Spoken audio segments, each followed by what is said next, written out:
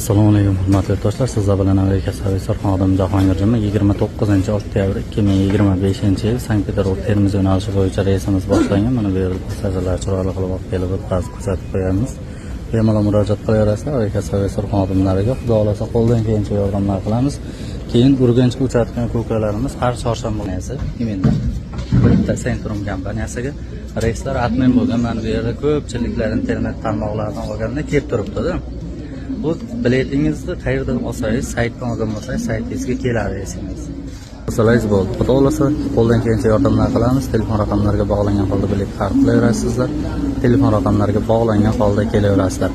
Kanalimizga obuna bo'lish esdan chiqmasin. Bir dona laykni bosib, kengroq ham kanalimiz ham bor. Silkalarni mana shu video pastiga qo'yaman.